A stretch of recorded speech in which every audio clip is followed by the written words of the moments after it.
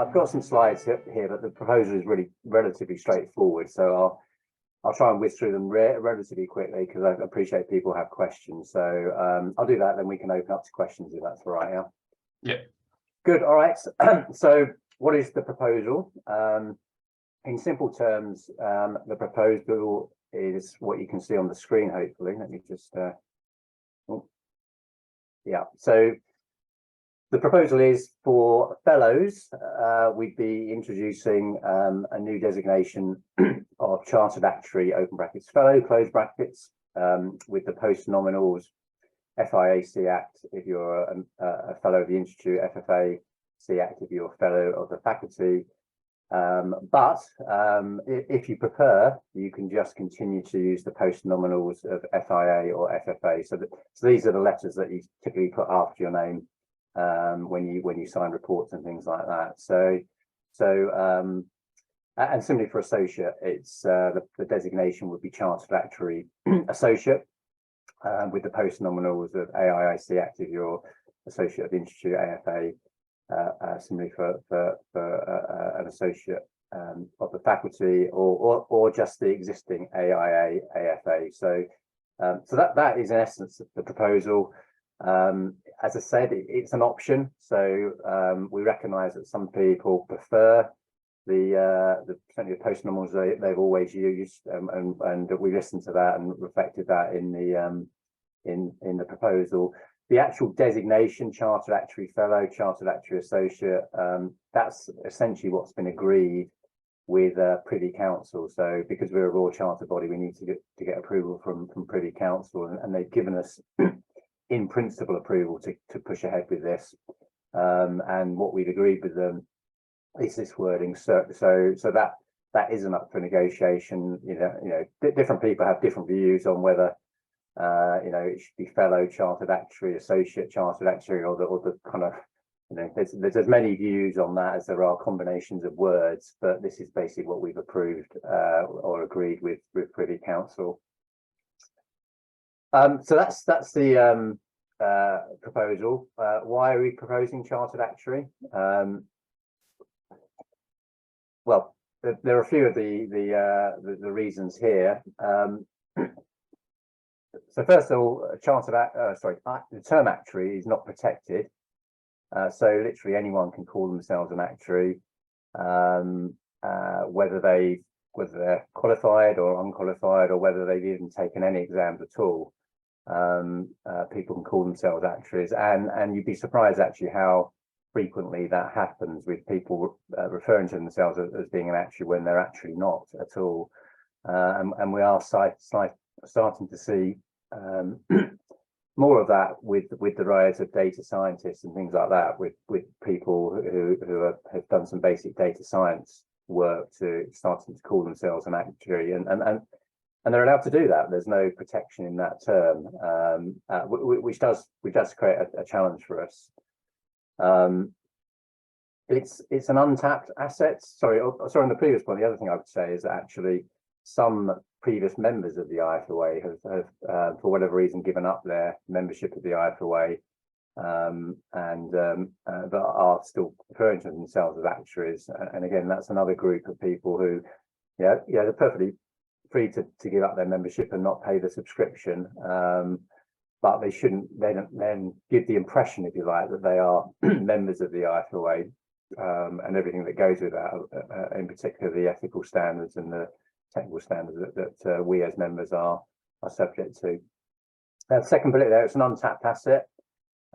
It's one which many other UK professions have utilised, and if you look at the accountancy profession, for example, chartered accountant, solicitors, engineers are all have Royal Charters such as us, and have used that for a long time. Excuse me.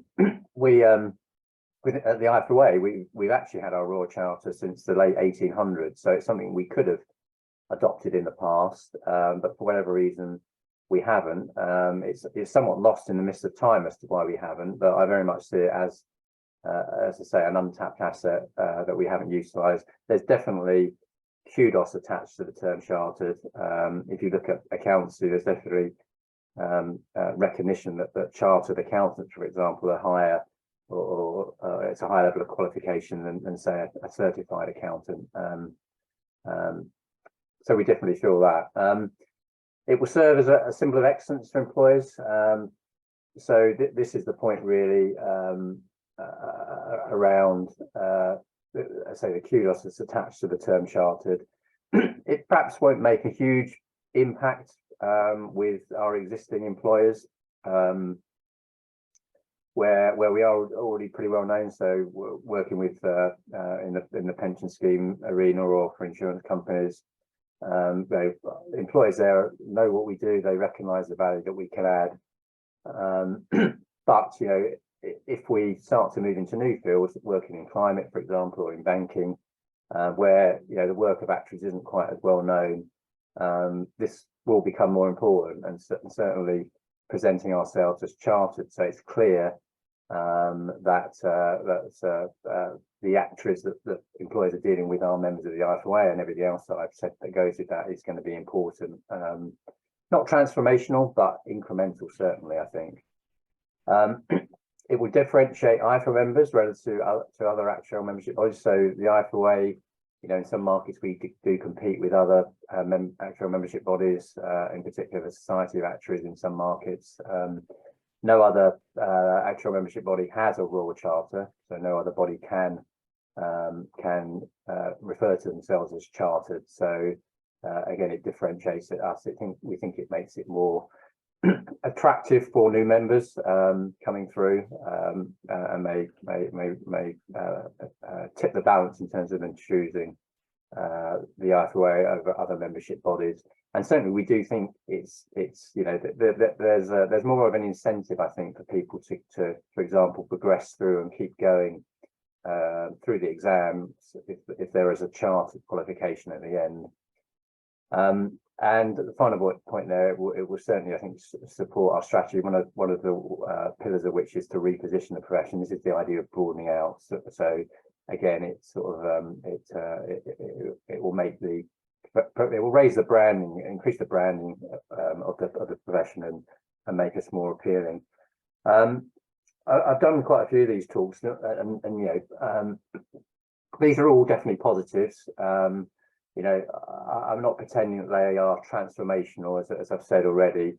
They're not transformational, but they are all incremental, and I see them all as slight positives which build up to make it quite a compelling case. And genuinely, I do struggle. I'll talk about some of the challenges we've had in a minute, but I do struggle to see very many significant downsides. So that's how I see it. It's there's some positives, but there's no real downside, and therefore that's why I'm sort of pushing for recommending people to vote. Okay. The concerns we've had from members in the past, I've listed some of them here. Certainly there is the first two there, first three really a similar challenge as we've had. I want to be clear on this. We have associates, we have fellows. Fellows will always remain our gold standard at the IFoA. But to be clear, associates are also qualified actuaries. They're not qualified to the level of fellows, which will always be our gold standard, but they are qualified as defined by the IAA, the International Actuarial Association's minimum standards for qualification as an actuary globally, and our associate qualification very much meets that.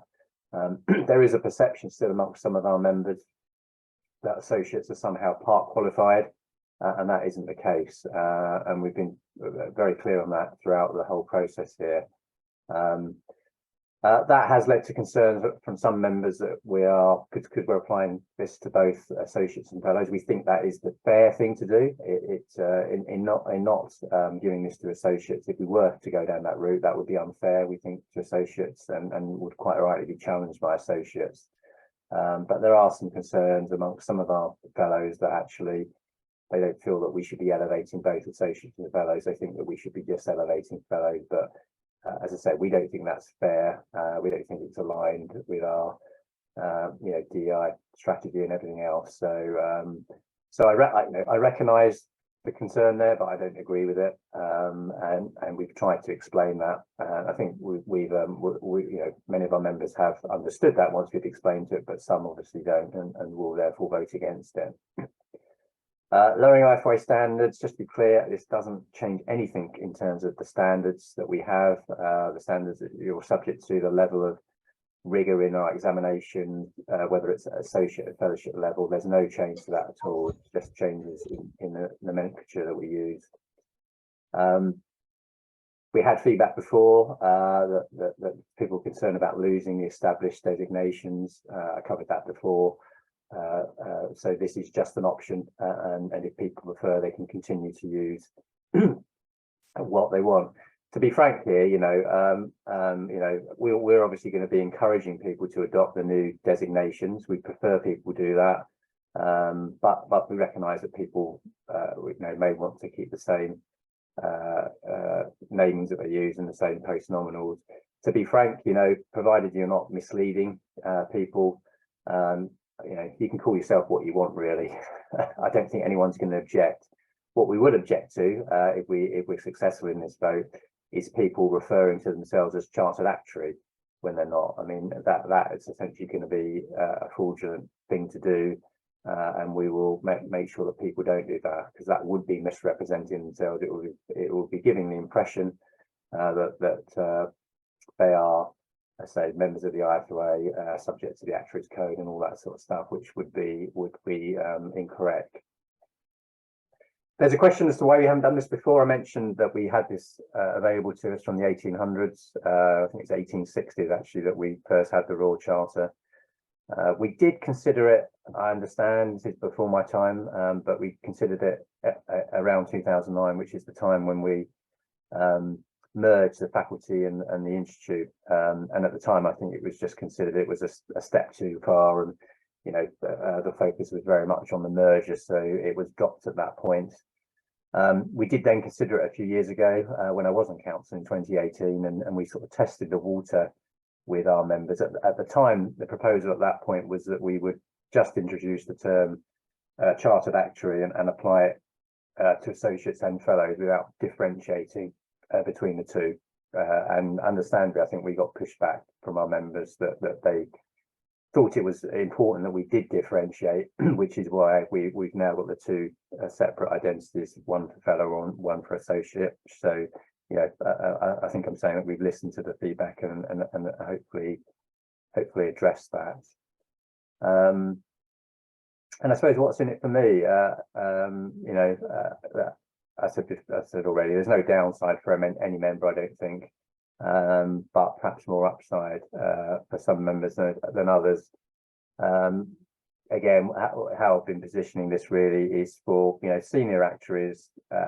Realistically, it's not going to change much for senior actuaries who are well established. People like me, chief actuary for many years, and similarly for experienced scheme actuaries and people giving advice in that space. It doesn't really change much, but what it does do is really help the next generation coming through. So people who are students now, who are younger members, and the people that are considering entering the profession in the future. So for those senior members who maybe aren't going to gain too much, I've been sort of saying to them, well, I know you don't really going to benefit from this, but there's no downside. And if you care about the profession, which it's been pretty good to most of those members, I'd like to think, vote for it because you care about the profession and you care about the future of the profession. That's certainly how we've been positioning things. What have we been doing? Just a few things here. We've been managing the process through a steering committee. There's loads of stuff on the web page which some of you would have received links with. There's a really useful FAQ document. So as we've gone along, we've added to that. Every question we've asked, we've tried to address in that FAQ. So it's quite an extensive document, but it probably will answer most of your questions. Various blogs, articles. We've run a few webinars similar to this one. We've engaged with employers who are generally supportive. and I also did a webinar with the ACA members as well. So we've been trying to get out there and engage with people as much as possible. Yeah, I'm not going to pretend that I'm not supportive of this. I've been encouraging people to vote. That's in line with what council have agreed. Council approved this back in June. Having gained council approval, the next step is to go to the vote, and we're obviously halfway through that process now. But some people have said we're giving a biased view. We've tried to be balanced, genuinely we have, but as I said a few times, we don't really see any downside, and we've tried to address any concerns that have been raised. The voting process, this is the process we've gone through. So as I said at the start, we needed to get Privy Council approval. Privy Council is a sort of a government body, I suppose, which oversights all the changes to Royal Charter bodies. This is a change to our rules and our bylaws, so we need to get Privy Council approval. We've had that in principle. As I said, in June, Council approved it, and by a majority of 3/4 actually. And the next step, because it's a change in bylaws, we need to get membership approval, and as you can see, that opened mid-November, and we're sort of halfway through as I speak. If we're successful, we need to go back to Privy Council and get it approved. That will take a bit of time, but should be a formality. In some ways, that's a good thing. We'll have a bit of time, maybe 6 months to a year, to make sure we position the change appropriately, make sure we manage stakeholders, and make sure we sort of explain the change comprehensively to our members. So that will happen throughout 2023. So look, that's basically it. Hopefully that explained why we're doing it, what we're doing, but I'm very happy to take any questions from you. Thanks, Matt. Very good presentation. Some of the questions we've collected, you've already covered and covered quite well in your presentation. So I'm just going to ask a few follow-up questions, which we've collected from our members. And these questions in no way represent the concerns of the committee, the Can UK committee, and certainly they are not my own questions. So I'm just going to kind of ask you about, since you've lastly talking about the voting process, and so how many votes do you need? What's the participation that you need to get a yes result? So the voting applies to the people that can vote are associates and fellows. So some people have asked why students can't vote, and it's just a function of our bylaws that it's only associates and fellows. So that's a sort of a separate issue, really. It's just a fact, and maybe we will look at that at some stage in the future, but at the moment it's associates and fellows. We have around 800 associates and around 16,000 fellows, to give you an idea of the size of those two groups. So all of those members have been sent emails encouraging them to vote with links to all the information. And we need a simple majority of those who vote. So not of the 15 or 16,000 members, we just for those who vote. Typically, we don't get great turnout for these sorts of votes. We've had a couple of votes recently, and participation tends to oscillate between sort of 10 and 15%.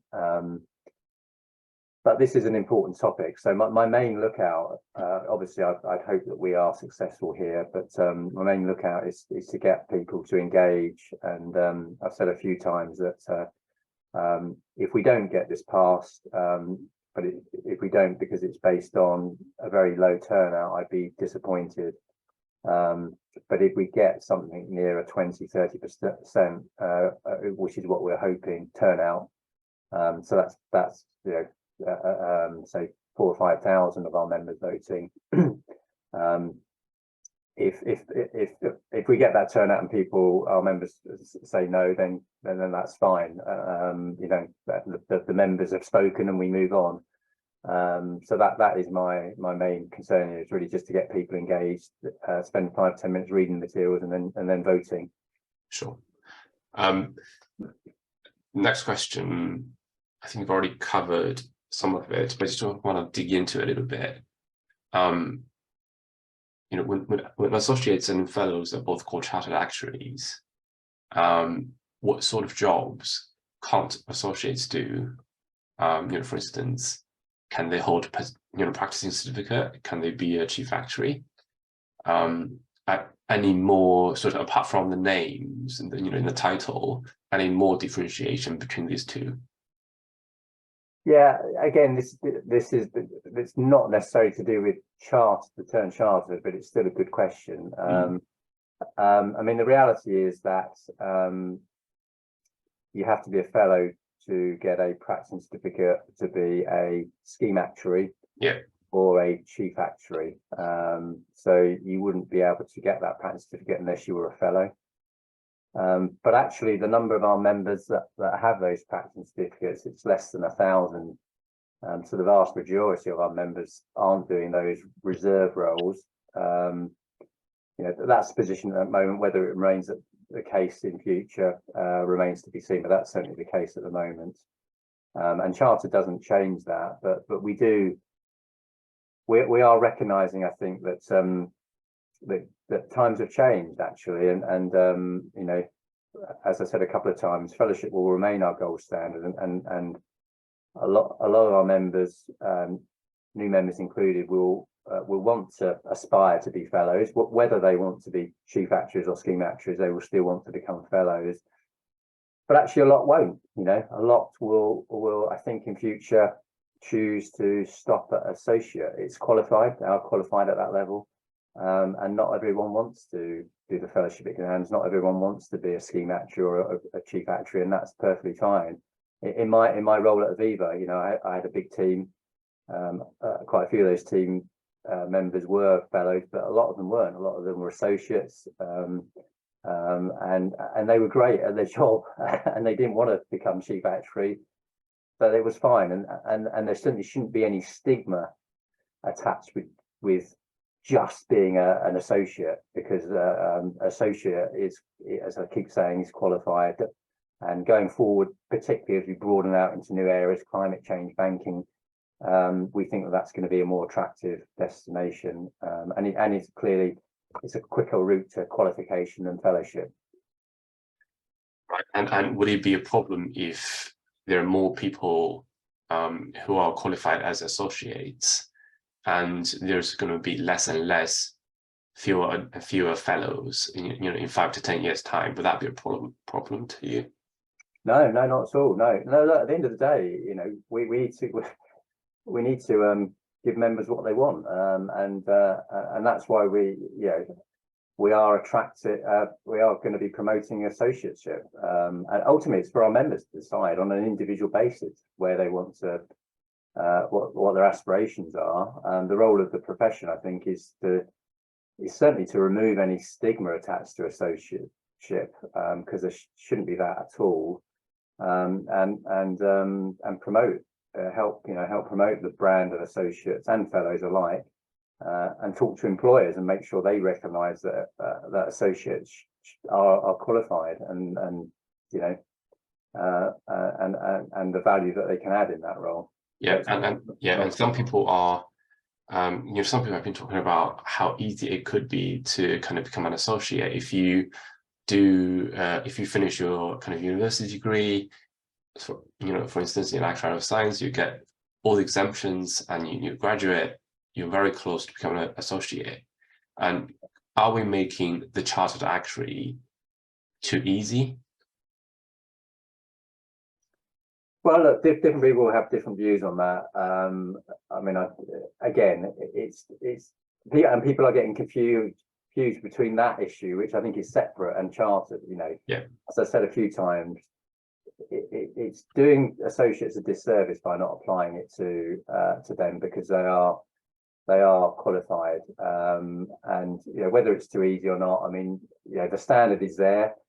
If you look at actuarial qualifications in Europe, for example, for some of the associations in Europe at the moment, they don't have an equivalent of fellowship. Their qualification, typically they get degrees at college and that's it, and they become qualified actuaries in their countries, and they're allowed to call themselves qualified actuaries. They wouldn't be able to get equivalents to become fellows at the moment. They would be associates over here, but it would seem unfair again to do something different from that. So and there are it's not as simple as just you can't come straight out of a degree and get associateship. There are the standards that need to be met, as you'll all know. Yeah, and I've got one last question. I've put it at the very end because I don't think it's a very good question. However, it's been asked. I will ask it. Because we've got different titles to mean the same thing, right? So we've got C.Act, we've got AIA, we've got associates. They can all mean the same thing. And so is the IFoA going to sort of regulate that and just kind of keep one name? Otherwise, it can become quite confusing. And you can also use the bracket, charter actuary bracket, associate. That bracket doesn't look very good, some people say. This can be confusing, and I suppose people are not kind of too ready for that change. Yeah, which is about, we're successful, we need to position it appropriately. But to be honest, you can't please everyone. We gave people the option of using the new designations or the old. We thought that was the right thing to do. If we hadn't done that, people would have complained that they like their old designations and would have wanted. So it is a bit of a compromise. In reality, though, the reality is that most people, when they're referring to themselves, refer to their job titles. So, throughout my 30-year career, when I was signing formal reports, I would refer to myself as a fellow and use the post nominals at the end of the report. But my email signature, I was Aviva Group Chief Actuary. Pricing Actuary. Director of Actuarial or whatever. That's how people describe themselves. And I do accept that it's going to be a little bit more confusing because we've got more and more. But it's only really when you're applying for jobs, for example, that you would say I'm a chartered actuary fellow, to be clear that you are. And when you're signing formal documents, I think, which it actually wouldn't be that often. But in future, if someone asked me in a social environment what I do, previously I'd have said an actuary, and people would have said, "Oh, an actor." You say that before. I feel that actually saying I'm a chartered actuary, it just feels better to me, and that's not a reason for people to vote. But it just feels better, and so in reality, I don't think that could be point that it's going to be more confusing is really that important, to be honest. But I do accept it. Sure. So that's all of the questions we've collected, and thank you for going through all of these questions. If I may, personally, I think it's a good thing. Yeah. I shouldn't really express my, being the chair of the committee, but I tend to agree with you that this is quite important, and it's a positive, overall it's a positive thing. I just want to kind of open up the floor to people in the audience to see if there's any questions they want to ask, but I think you've covered pretty much all of the major questions that I've seen. So please, if anyone wants to or feel brave enough to kind of ask a question here, you've got the opportunity to speak to Matt directly and get your answer back. Anybody? I guess just out of curiosity, sorry, can you hear me? Yes, I can. can you? Yeah. Just can't see you, but that's okay. Yeah, hi Matt. Thanks a lot for your presentation, and it does clear a lot of the doubt. But I guess one thing I want to ask is that, from your point of view, how do you think a chartered actuary associate will be, sort of compared to, say, a fellowship of the Society of an Actuary? Do you think they're the same level? Because it's just basically the fact that you kind of still have the fellowship and the fellow and associate differences in in the US. And then, if you now say that people would generally have a feeling that, okay, your fellow in IFoA is kind of equivalent to the fellow in SOA, and then the associate will be equivalent. But then, now we say that the actually the chartered actuary associate is kind of also qualified. It kind of, it gives you a confusion there. And then also, it kind of, don't you think that actually creates a bit more confusion and probably makes people think that generally it's less competitive to the IFoA? Yeah, I don't know. I mean, the way thanks for the question. This elevates everyone. It pushes everyone up. I don't know. I mean, generally there seems to be a perception that the SOA exams are perhaps the fellowship level a bit easier than the IFoA exams. I don't know whether that's necessarily true or not. I'm not close enough to the detail of that. I don't know. Will it confuse things? Maybe, but it's the right thing to do. Is how I see it. It really is.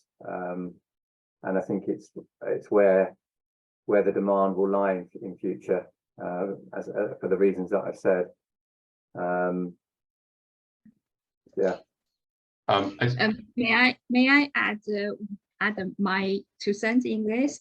Because I think basically it's the IAA standard that is a bar. We're not saying we are better or not or lower than any profession. It's just that we reach the IAA standard. The associate is become chartered actuary. It's just demonstrated that the quality as it is reach the IAA actual standard. That's it. And if it's easier or if it's harder, it's all relative things compared to fellows. But we just want to show the chartered actuary as it is reach the IAA standard. That's a fact. No, that's absolutely right. So thanks for re-emphasising that, Cynthia. It is the IAA, the International Actuarial Association, that have set this, and so we need to recognise that. But it is an important point that we need to, if we're successful here, and we shouldn't get ahead of ourselves at all. But if we are, then there is work to do. Definitely, there's work to do in making sure the messaging of this is clear, so that to your point there, we don't confuse people, because we obviously want to avoid doing that. Can I just say something on that as well? Because I feel quite strongly about how people may create misconception on, in a person's level of competency in work based on number of exams they pass. I don't think it's necessarily who's better, right? So who's better, associates or fellows?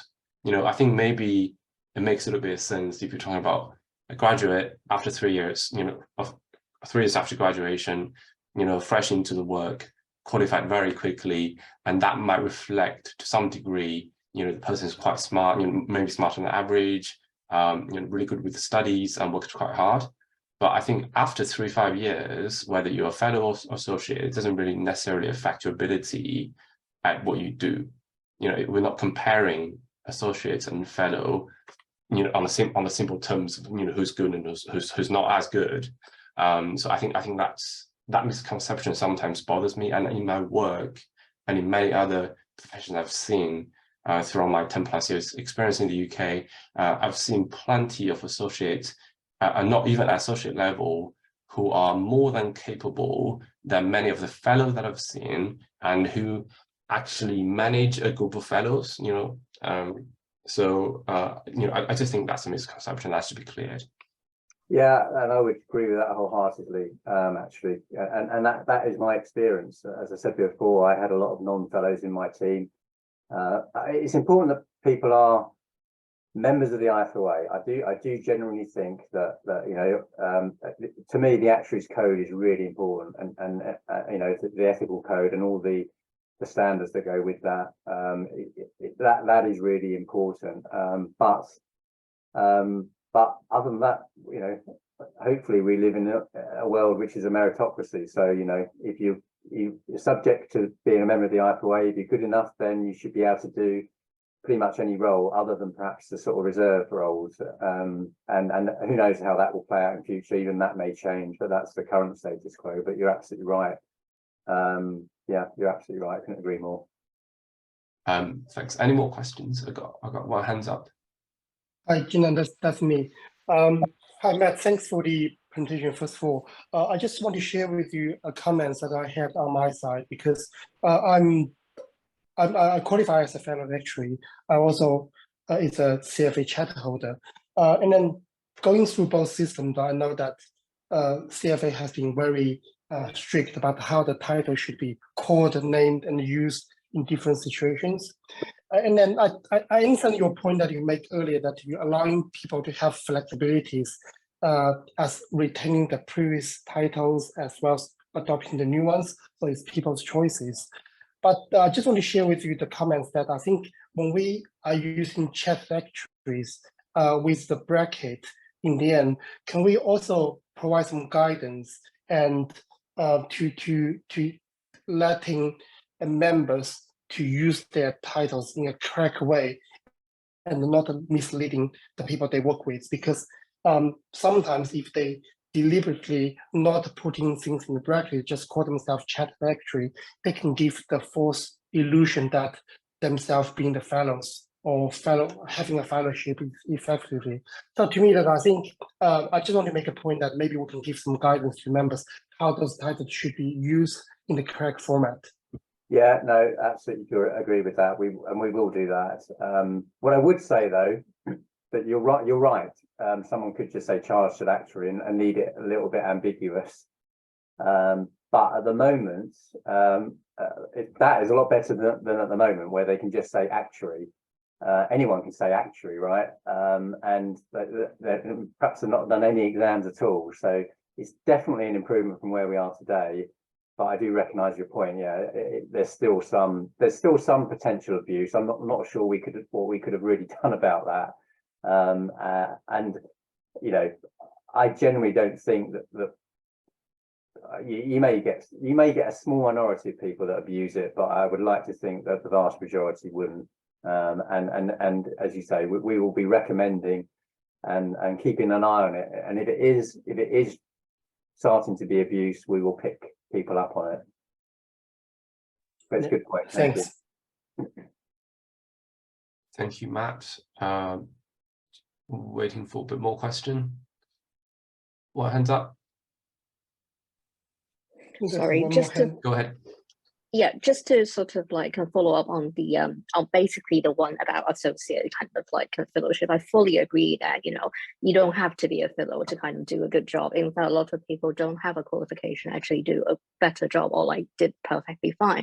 But then the only thing is that, don't you think that sort of then the companies will think that associate can do pretty much everything, and then how can we make sure that the company will still support people to sort of pursue a fellowship?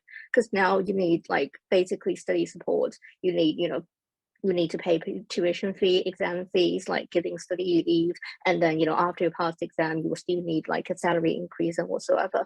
Those things, how can we make sure that the company is still happy to do so? Or would they just recommend their employee to stop at associate, and then whatever you do, the next few questions, the next few exams, you just do yourself? And people probably will be then even less incentivized to kind of do a fellowship, given that how difficult exams are and how much time you actually need to sort of contribute to it. Yeah, no, it's a really good point you make, and again, I go back to the positioning, which we're not getting ahead of ourselves again, but we need to tell the story to employers as to why, what is the story behind the associateship, and what is the story around fellowship, and why people should the benefits of their employees becoming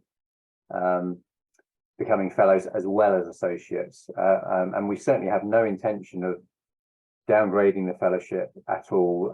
But you're absolutely right. We do need to get that right, because I suppose there is a risk there that employers, if anything, just to save money, might see it that way, and that's not our intention at all.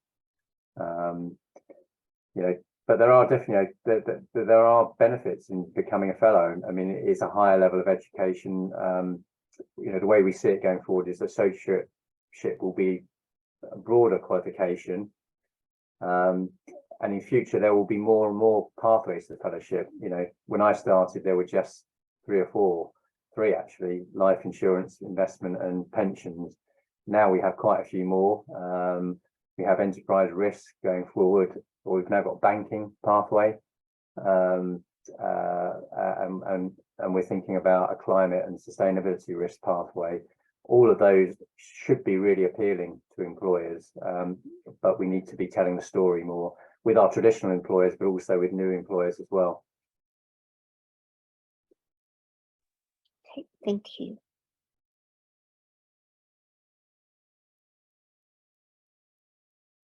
Any more questions?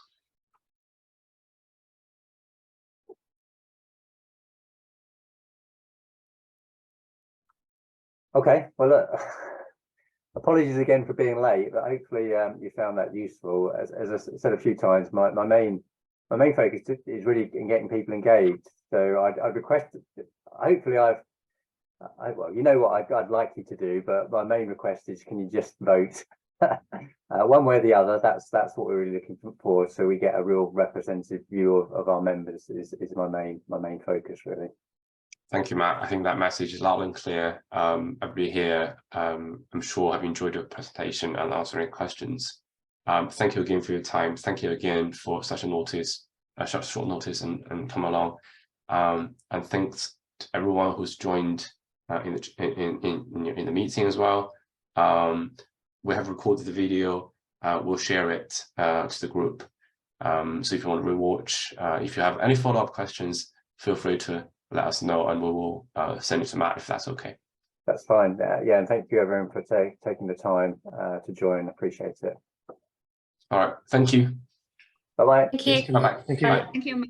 Take care.